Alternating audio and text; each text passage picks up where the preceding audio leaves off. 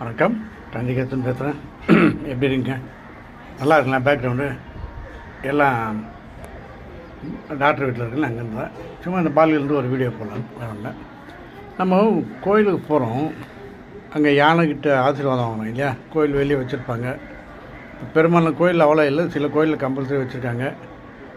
ஊர்வலத்துக்கெல்லாம் பயன்படுத்துகிறாங்க. அப்போ நம்ம என்ன பண்ணுறோன்னா, அந்த யானைக்கிட்ட ஆசீர்வாதம் வாங்கணுன்ட்டு அதுக்கிட்ட போய் கேட்டால் அந்த யானை பாடம் வந்து ஏதோ பழம் இல்லை பைசா ஏதோ கேட்பார்.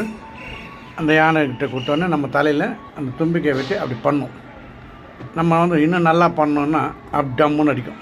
அடிச்சுட்டு விட்டுறோம். அது ஆசீர்வாதம் நினைக்கிறோம். அது ரொம்ப தப்புன்னு இப்போ ஒன்று படித்தேன். ஏன்னா ஒரு யானைனுடைய வெயிட் வந்து 5000 கிலோ, 5000 கிலோங்க ஒரு யானைனுடைய வெயிட்டு எடை. நம்மலாம் 70, 80, 100 உடனே இப்போ உடம்பு ஸ்லிம் பண்ணணும் அப்படின்னு நம்ம போகிறோம். அதுக்காக சொல்கிறேன். அது 5000 கிலோ. அந்த யான் தும்பிக்கையினுடைய வெயிட்டு மட்டும் 150 தான். 150னா அது நம்ம தலையில் ப்ளஸ் பண்ணுது. நம்ம பாஷையில் ப்ளஸ்ஸிங் தான் சொல்லுவோம் இல்லையா? வாழ்த்து தெரிவிக்குது. ஏன்னா நம்ம சாமியை வந்து வாழ்த்துற மாதிரி நம்ம நினச்சிப்போம். ப்ளஸ் பண்ணும்போது நம்ம தலையில் அதுக்கான ட்ரைனிங் கொடுத்துருப்பாங்க. அது லைட்டாக அப்படி தடவிட்டு போகும். நிறைய வாட்டி பார்த்துருக்கீங்கன்னா அது ஃபுல் இது இப்படி வச்சோன்னா நம்ம மண்டை பிரெயின் மூலெல்லாம் குழம்பிடுமா. இந்த சம்டைம்ஸ் நம்ம மண்டபோடு கூட கொஞ்சம் வீக்காக இருந்ததுன்னா கிராக் ஆகிடும் அப்படின்னு சொல்கிறாங்க. அதனால் அது பண்ணும்போது அதுக்கு ட்ரைனிங் தான். அப்படி பண்ணோம். நம்ம அதை ஒத்துக்க மாட்டோம். நல்லா ப்ளஸ் பண்ண வைக்கணும். உடனே டம்முன்னு அடிக்கும். நம்மளுக்கு மாதிரி கொஞ்சம் அந்த நேரத்தில் நல்லா பிரெயின் நல்லா ப்ளஸ் பண்ணிச்சுன்னு நினைப்போம். நம்ம பண்ணுறது இல்லாமல் கையில் கை குழந்தை அப்படி வச்சுருந்தோன்னா அந்த குழந்தைக்கு நம்ம ப்ளஸ்ஸிங் வாங்குவோம்.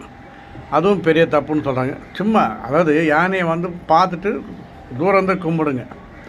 ஏன்னா சம்டைம்ஸ் இப்போ யானைங்கள்லாம் ஒரு மாதிரி கோபமாக இருக்குது, வெயில் கேட்கும், நிறைய மிஸ்டேக்ஸ்லாம் நடக்குது. அதுக்காக தான் அது மாதிரி பண்ணக்கூடாது.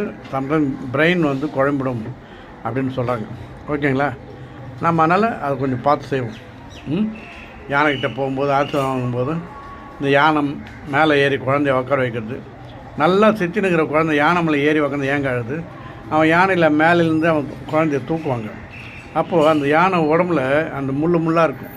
அதில் நம்ம குழந்தைனோட உடம்பு தேயும், கை கால் தேயும். அந்த வழியில் அதுக்கு அர்த்தம். நம்ம நினைப்போம் யானை மேலே யாருனால பயம்னு. அந்த பயமாக இருக்கும். இந்த சிராய்ப்புன்னு இருக்கும். குழந்தைக்கு சொல்ல தெரியாது, நம்மளுக்கு அது தெரியாது. அந்த நேரத்தில் நம்ம ஏறுமா மட்டும் உசாராக ஏறி அந்த கம்பளத்து மேலே இல்லை தொட்டி மாதிரி இருக்கும், அதில் போய் வைக்கணும். குழந்தைங்களுக்கு தெரியாது. இதெல்லாம் நம்மளாம் கொஞ்சம் அவாய்ட் பண்ணணும், கேர்ஃபுல்லாக இருக்கும். இன்னொரு வீடியோ இருக்குது.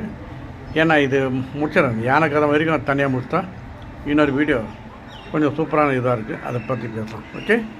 மார்னிங் டிஃபன் ஆச்சுங்களா? இங்கே டிஃபன் வீடியோ போட முடியல. ஒன்றும் இல்லை, சேமியா தான். சேமியா உப்புமா பண்ணிட்டாங்க. ஓகே, பாய்.